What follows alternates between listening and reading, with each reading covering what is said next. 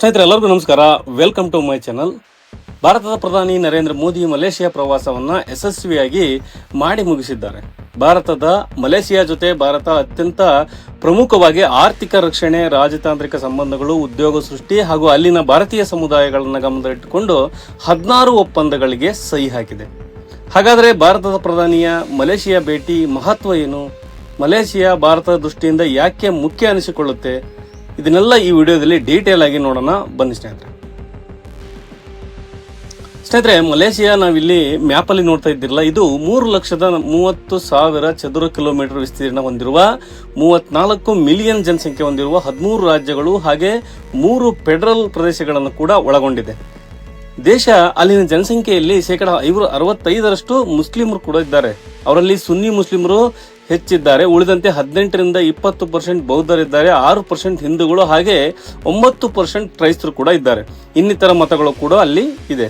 ಅಲ್ಲಿ ಇಸ್ಲಾಮಿನ ಅಧಿಕೃತವಾಗಿ ರಾಷ್ಟ್ರೀಯ ಧರ್ಮ ಅಂತ ಘೋಷಣೆ ಮಾಡಲಾಗಿದೆ. ಆದ್ರೂ ಕೂಡ ಅಲ್ಲಿ ಶರಿಯಾ ಕಾನೂನು ಈ ತರದ್ದೇನು ಅಲ್ಲಿಲ್ಲ. ಅದು ಸೆಕ್ಯುಲರ್ ಆಗಿ ಉಳಿದುಕೊಂಡಿದೆ ಮತ್ತು ಸಾಂವಿಧಾನಿಕವಾಗಿ ರಾಜಪ್ರಭುತ್ವವನ್ನ ಒಳಗೊಂಡ ದೇಶ. ಅಂದ್ರೆ ಅದು ರಾಜನೂ ಇರ್ತಾನೆ, ಅಲ್ಲಿಂದ ಜನರಿಂದ ಆಯ್ಕೆಯಾದ ಪ್ರಧಾನಿ ಕೂಡ, ಸಂವಿಧಾನ ವ್ಯವಸ್ಥೆ ಕೂಡ ಅಲ್ಲಿರುತ್ತೆ. ಇನ್ನು ಆಡಳಿತ ಮುಖ್ಯಸ್ಥ ಪ್ರಧಾನಿನೇ. ಈಗ ಅನ್ವರ್ ಇಬ್ರಾಹಿಂ ಅಲ್ಲಿ ಪ್ರಧಾನಿಯಾಗಿದ್ದಾರೆ. ಇನ್ನು ಕಳೆದ ಕೆಲ ವರ್ಷಗಳಿಂದ ಮಲೇಷಿಯಾ ಹಾಗೂ ಪಾಕಿಸ್ತಾನದ ಸಂಬಂಧಗಳು ಕೂಡ ಗಾಢ ಆಗ್ತಾ ಇವೆ. ವ್ಯಾಪಾರ, ರಕ್ಷಣೆ ಹಾಗೂ ಹಲಾಲ್ ಪದಾರ್ಥಗಳು ವಿಷಯದಲ್ಲಿ ಎರಡೂ ದೇಶಗಳ ನಡುವೆ ಒಂದಷ್ಟು ಒಪ್ಪಂದಗಳು ಕೂಡ ಮಾಡಿಕೊಂಡಿದ್ದಾರೆ. ಶಿಕ್ಷಣ ಕ್ಷೇತ್ರಕ್ಕೆ ಸಂಬಂಧಪಟ್ಟ ಹಾಗೆ ಕೂಡ ಮಲೇಷಿಯಾ ಪಾಕಿಸ್ತಾನದ ನಡುವೆ ಸಂಬಂಧಗಳು ಶುರುವಾಗ್ತಾ ಇವೆ. ಇದು ಮುಂದಿನ ದಿನಗಳಲ್ಲಿ ಮಲೇಷಿಯಾನ ಸೆಕ್ಯುಲರ್ ಹಣೆಪಟ್ಟಿಯಿಂದ ಹೊರತಂದು ಇಸ್ಲಾಮಿಕ್ ದೇಶವನ್ನಾಗಿ ಕೂಡ ಮಾಡಿದ್ರೆ ಆಶ್ಚರ್ಯ ಪಡಬೇಕಾಗಿಲ್ಲ. ಇನ್ನು ಮಲೇಷಿಯಾದ ವಿಶೇಷ ಅಂದ್ರೆ ಅಲ್ಲಿನ ಅಧಿಕೃತ ಧರ್ಮ ಅಂದ್ರೆ ಅದು ಇಸ್ಲಾಂ ಆದ್ರೂ ಕೂಡ ಅಲ್ಲಿನ ಬಹುಸಂಖ್ಯಾತರು ಮುಸ್ಲಿಮ್ರೇ ಆಗಿದ್ದಾರೆ. ಇನ್ನು ಮಲೇಷಿಯಾ ತನ್ನ ಭಾರತೀಯ ಮೂಲಗಳನ್ನು ಇನ್ನೂ ಸಂಪೂರ್ಣವಾಗಿ ಕೂಡ ಕಳೆದುಕೊಂಡಿಲ್ಲ. ಅಲ್ಲಿ ಸಂಸ್ಕೃತದ ಹೆಸರುಗಳಿವೆ. ಅಲ್ಲಿನ ಪ್ರಮುಖ ಬುಡಕಟ್ಟು ಜನಾಂಗದ ಹೆಸರು ಭೂಮಿಪುತ್ರ ಅಂತ. ಇದು ಭೂಮಿಪುತ್ರದ ಅಪಭ್ರಂಶ ಅಂತ. ಅಲ್ಲಿನ ಆಡಳಿತ ದೇಶವನ್ನ ಪುತ್ರಜಯ ಅಂತ ಕರೀತಾರೆ. ಅಲ್ಲಿನ ಮಲಾಯ ಭಾಷೆಯಲ್ಲಿ ಪ್ರಧಾನ ಮಂತ್ರಿಯನ್ನ ಪೆರದಾನ ಮೆಂತೇರಿ ಅಂತ ಕರೀತಾರೆ. ಹಾಗೆ ಮಲೇಷಿಯಾ ಅನ್ನೋದು ಭಾರತಕ್ಕೆ ಭೌಗೋಳಿಕ ಕಾರಣಗಳಿಂದ ಕೂಡ ತುಂಬಾ ಮುಖ್ಯ ಅನಿಸಿಕೊಳ್ಳುತ್ತೆ. ಇದನ್ನ ಆಸಿಯಾನ್ ದೇಶಗಳ ಹೆಬ್ಬಾಗಿಲು ಅಂತ ಕೂಡ ಕರೀತಾರೆ. ಚೈನಾದ ವ್ಯಾಪಾರಿ ಹಡಗುಗಳಿಗೆ ಹಿಂದೂ ಮಹಾಸಾಗರಕ್ಕೆ ಸಂಪರ್ಕವನ್ನ ಕಲ್ಪಿಸುವ ಮಲಕ್ಕಾ ಜಲಸಂಧಿ ಈ ಮಲೇಷಿಯಾ ಮತ್ತು ಇಂಡೋನೇಷಿಯಾಗಳ ನಡುವೆ ಇದೆ. ನಮ್ಮ ಈಶಾನ್ಯ ರಾಜ್ಯಗಳನ್ನ ರಸ್ತೆ ಮೂಲಕ ಸಿಂಗಾಪುರಕ್ಕೆ ಕನೆಕ್ಟ್ ಮಾಡಬೇಕು ಅಂದ್ರೂ ಕೂಡ ಮಲೇಷಿಯಾ ಮೂಲಕವೇ ಹೋಗಬೇಕು. ಇನ್ನು ಭಾರತ ಮತ್ತು ಮಲೇಷಿಯಾಗಳ ಸಂಬಂಧಗಳು ಕೂಡ ಗಾಢವಾಗಿ ಇವೆ.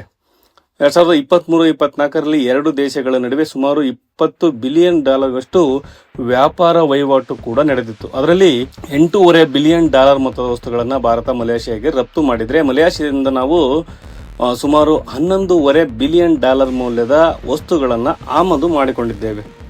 ಇನ್ನು ಈ ಹಿಂದೆ ಅಲ್ಲಿ ಮೆಹತೀರ್ ಮೊಹಮ್ಮದ್ ಪ್ರಧಾನಿಯಾಗಿದ್ದ ಸಂದರ್ಭದಲ್ಲಿ ಭಾರತ ಮತ್ತು ಮಲೇಷಿಯಾ ಸಂಬಂಧಗಳು ತುಂಬಾನೇ ಕೂಡ ಹಳಸಿದ್ದುವು.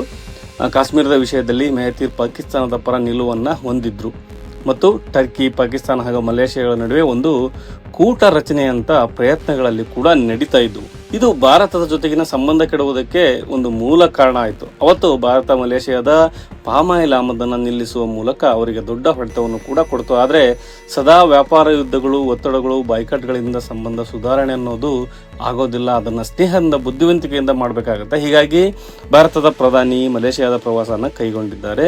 ಕಳೆದ ವರ್ಷ ಆಸಿಯಾನ್ ಸಮ್ಮೇಳನಕ್ಕೆ ಕೂಡ ಮೋದಿ ಹೋಗಬೇಕಿತ್ತು, ಆದರೆ ನಾನಾ ಕಾರಣಗಳಿಂದ ಭೇಟಿ ರದ್ದಾಗಿತ್ತು. ಈಗ ಮಲೇಷಿಯಾ ಪ್ರವಾಸವನ್ನು ಕೈಗೊಂಡ ಭಾರತದ ಪ್ರಧಾನಿಯನ್ನ ಅಲ್ಲಿ ರೆಡ್ ಕಾರ್ಪೆಟ್ ಹಾಕಿ ವೆಲ್ಕಮ್ ಮಾಡಲಾಗಿದೆ. ಇನ್ನು ತಮಿಳು ಹಾಡುಗಳ ಜೊತೆ ಭೋಜನ ಕೂಟವನ್ನು ಕೂಡ ಏರ್ಪಡಿಸಲಾಗಿತ್ತು. ಎರಡು ದೇಶಗಳ ನಡುವೆ ವ್ಯಾಪಾರ ಸೇರಿದಂತೆ ಸಾಕಷ್ಟು ಒಪ್ಪಂದಗಳಿಗೆ ಕೂಡ ಸಹಿ ಬಿದ್ದಿದೆ. ಭಾರತ ಮತ್ತು ಮಲೇಷಿಯಾಗಳ ನಡುವೆ ಡಿಫೆನ್ಸ್ ಮತ್ತು ಸೆಕ್ಯೂರಿಟಿ ಕೋಆಪರೇಷನ್ಗೆ ಸಹ ಸಹಿ ಬಿದ್ದಿದೆ. ಇದರ ಮೂಲಕ ಎರಡು ದೇಶಗಳ ಸಾಗರ ಭದ್ರತೆಯಲ್ಲಿ ಪರಸ್ಪರ ಸಹಕಾರಗಳನ್ನ ಮಾಡಿಕೊಳ್ತವೆ. ಇಂಟೆಲಿಜೆನ್ಸ್ ಶೇರಿಂಗ್ ಹಾಗೆ ಕೌಂಟರ್ ಟೆರರಿಸಂ ಮತ್ತು ಡಿಫೆನ್ಸ್ ಟ್ರೈನಿಂಗ್ ಹಾಗೆ ಈ ಭಾಗದ ಹಡಗುಗಳಿಗೆ ರಕ್ಷಣೆ ಕೊಡೋದು ಮುಂತಾದ ವಿಷಯಗಳಲ್ಲಿ ಇದು ಒಳಗೊಂಡಿದೆ. ಇಲ್ಲಿ ಮಲಾಕಾಸ್ ರೈಟ್ ಇರೋದ್ರಿಂದ ಸಾಕಷ್ಟು ವ್ಯಾಪಾರಿ ಹಡಗುಗಳು ಹಾಗೂ ಇನ್ನಿತರ ಹಡಗುಗಳಲ್ಲಿ ಸಂಚರಿಸುವುದರಿಂದ ಮಲೇಷಿಯಾ ಹಾಗೂ ಭಾರತದ ನಡುವಿನ ಒಪ್ಪಂದ ತುಂಬಾನೇ ಮಹತ್ವ ಪಡೆದುಕೊಂಡಿದೆ. ಇನ್ನು ಎರಡು ದೇಶಗಳ ರಾಷ್ಟ್ರೀಯ ಭದ್ರತೆಗೆ ಸಂಬಂಧಪಟ್ಟ ವಿಷಯಗಳಲ್ಲಿ ಪರಸ್ಪರ ಸಹಕಾರವನ್ನ ಕೊಟ್ಟುಕೊಳ್ಳುವ ಒಪ್ಪಂದಕ್ಕೆ ಕೂಡ ಸಹಿ ಹಾಕಲಾಗಿದೆ. ಇದರ ಮೂಲಕ ಎರಡು ದೇಶಗಳ ನಡುವೆ ಇಂಟೆಲಿಜೆನ್ಸ್ ಶೇರಿಂಗ್ ಆಗುತ್ತೆ. ಇನ್ನು ಭಯೋತ್ಪಾದಕರು ಹಾಗೆ ವಿದ್ರೋಹಿಗಳನ್ನ ಮಟ್ಟ ಹಾಕುವ ನಿಟ್ಟಿನಲ್ಲಿ ಎರಡು ದೇಶಗಳು ಜಂಟಿಯಾಗಿ ಕೆಲಸ ಮಾಡುತ್ತವೆ.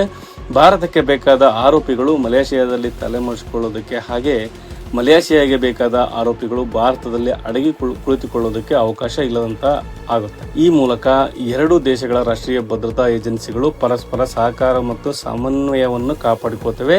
ಹಾಗೆ ವ್ಯಾಪಾರ, ವಾಣಿಜ್ಯ ಮತ್ತು ತಂತ್ರಜ್ಞಾನ ಕ್ಷೇತ್ರದಲ್ಲೂ ಕೂಡ ಒಪ್ಪಂದ ಆಗಿದೆ. ಸ್ನೇಹಿತರೆ, ಮಲೇಷಿಯಾ ಕೂಡ ಸೆಮಿಕಂಡಕ್ಟರ್ ಹಬ್ ಆಗುವ ಗುರಿಯನ್ನು ಕೂಡ ಹೊಂದಿದೆ. ನ್ಯಾಷನಲ್ ಸೆಮಿಕಂಡಕ್ಟರ್ ಸ್ಟ್ರಾಟಜಿ NSS ಅಡಿಯಲ್ಲಿ 500 ಬಿಲಿಯನ್ ರಿಂಗೇಟ್ ಅಂದ್ರೆ ಸುಮಾರು $118 ಬಿಲಿಯನ್ ಹೂಡಿಕೆಯನ್ನ ಗುರಿಯಾಗಿಸಿಕೊಂಡಿದೆ. ಇನ್ನು ಸೆಮಿಕಾನ್ ಸ್ಟಾರ್ಟ್ ಹಾಗೆ ಇನ್ಕ್ಯುಬೇಟರ್ ಹಾಗೆ ಪ್ರೋಗ್ರಾಮ್ ಅನ್ನು ಕೂಡ ಅಲ್ಲಿ ಆರಂಭ ಮಾಡಲಾಗಿದೆ. ಹಾಗೆ ಪ್ಯಾಕೇಜಿಂಗ್, ಸಪ್ಲೈ ಚೈನ್ ಮತ್ತು ಸಸ್ಟೈನಬಿಲಿಟಿ ಅನ್ನು ಹೆಚ್ಚು ಮಾಡಿಕೊಳ್ಳುವ ಪ್ರಯತ್ನವನ್ನು ಕೂಡ ಅಲ್ಲಿ ತೀವ್ರವಾಗಿ ಮಾಡ್ತಾ ಇದ್ದಾರೆ. ಇನ್ನು ಭಾರತ ಕೂಡ ತನ್ನನ್ನು ತಾನು ಜಾಗತಿಕ ಸೆಮಿಕಂಡಕ್ಟರ್ ತಯಾರಿಕಾ ಹಬ್ ಆಗಿ ಮಾಡಿಕೊಳ್ಳುವ ಪ್ರಯತ್ನದಲ್ಲಿದೆ.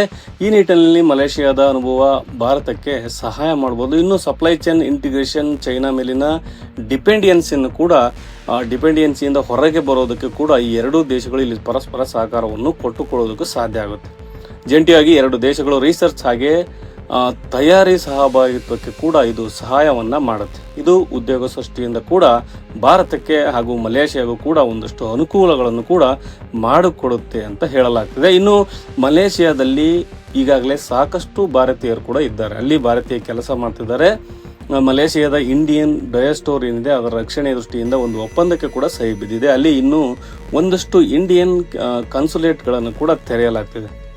ಭಾರತೀಯರು ಏನಿದ್ದಾರೆ ಅವರಿಗೆ ಬೇಕಾದ ಸಹಾಯ ಸಹಕಾರಗಳನ್ನು ಕೂಡ ಒದಗಿಸುವ ನಿಟ್ಟಿನಲ್ಲಿ ಆ ಕನ್ಸುಲೇಟರ್ಗಳು ಕೆಲಸ ಮಾಡ್ತವೆ. ಜೊತೆಗೆ ಎರಡು ದೇಶಗಳು ಶಿಕ್ಷಣ ಕ್ಷೇತ್ರದಲ್ಲಿ ಕೂಡ ಸಹಕಾರದ ಒಪ್ಪಂದಕ್ಕೆ ಕೂಡ ಸಹಿ ಹಾಕಲಾಗಿದೆ.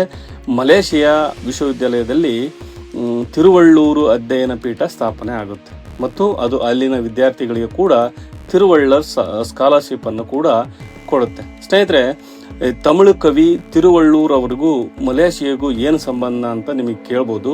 ಮಲೇಷಿಯಾದಲ್ಲಿ ದೊಡ್ಡ ಪ್ರಮಾಣದಲ್ಲಿ ತಮಿಳು ಭಾಷಿಕ ಜನರಿದ್ದಾರೆ.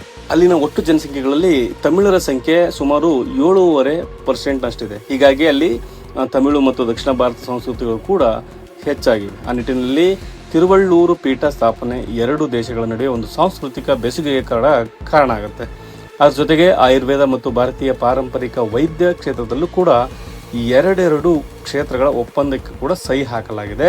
ಇನ್ನು ಭಾರತೀಯ ಆಯುರ್ವೇದ ವೈದ್ಯಕೀಯ ಪದ್ಧತಿ ಮತ್ತು ಔಷಧಿಗಳನ್ನು ಮಲೇಷಿಯಾಗೆ ವಿಸ್ತರಿಸಲಾಗುತ್ತೆ. ಇನ್ನು ಭಾರತ ಹಾಗೂ ಮಲೇಷಿಯಾಗಳ ನಡುವೆ ಆಗಿರುವ ಮಹತ್ವದ ಮತ್ತೊಂದು ಒಪ್ಪಂದ ಅಂದರೆ ಅದು ಆಂಟಿ ಕರಪ್ಷನ್.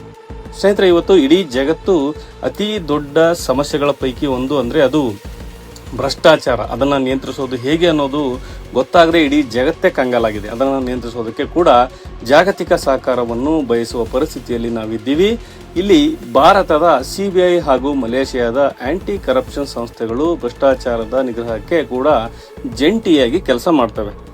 ಇದೆಲ್ಲದರ ಜೊತೆ ಎರಡು ದೇಶಗಳು ಟೂರಿಸಂ ಅಭಿವೃದ್ಧಿಪಡಿಸುವ ನಿಟ್ಟಿನಲ್ಲಿ ಒಂದು ಆರ್ಥಿಕ ಸಹಭಾಗಿತ್ವಕ್ಕಾಗಿ ಭಾರತದ UPI ಮತ್ತು ಮಲೇಷಿಯಾದ ಡೂ ಇಟ್ ನವ ನಡುವೆ ಲಿಂಕ್ ಮಾಡೋದಕ್ಕೂ ಕೂಡ ಒಂದು ಒಪ್ಪಂದಕ್ಕೆ ಸಹಿ ಬಿದ್ದಿದೆ.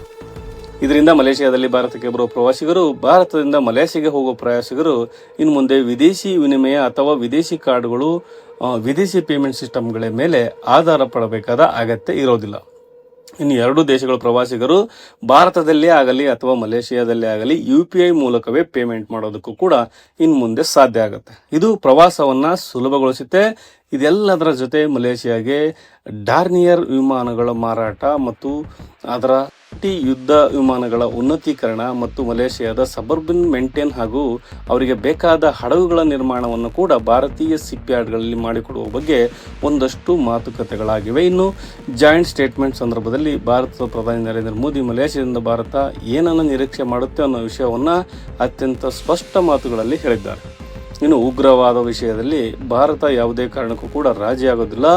ನೋ ಕಾಂಪ್ರಮೈಸ್ ಉಗ್ರವಾದವನ್ನು ಪ್ರಮೋಟ್ ಮಾಡುವ ದೇಶಗಳ ಜೊತೆ ರಾಜತಾಂತ್ರಿಕವಾಗಿ ವ್ಯವಹರಿಸೋದಕ್ಕೂ ಕೂಡ ಹೋಗೋದಿಲ್ಲ. ಇನ್ನು ಉಗ್ರವಾದವನ್ನು ಭಾರತ ಆಕ್ಟ್ ಆಫ್ ವಾರ್ ಅಂತಲೇ ಭಾವಿಸುತ್ತೆ ಮತ್ತು ಅಂತ ದೇಶಗಳ ಜೊತೆ ಅತ್ಯಂತ ಕಠಿಣವಾಗಿ ವರ್ತಿಸುತ್ತೆ. ಹಾಗೆ ಉಗ್ರವಾದದ ಬಗ್ಗೆ ಡಬಲ್ ಸ್ಟ್ಯಾಂಡರ್ಡ್ ಕೂಡ ಭಾರತ ಅವಕಾಶವನ್ನು ಕೂಡ ಕೊಡೋದಿಲ್ಲ.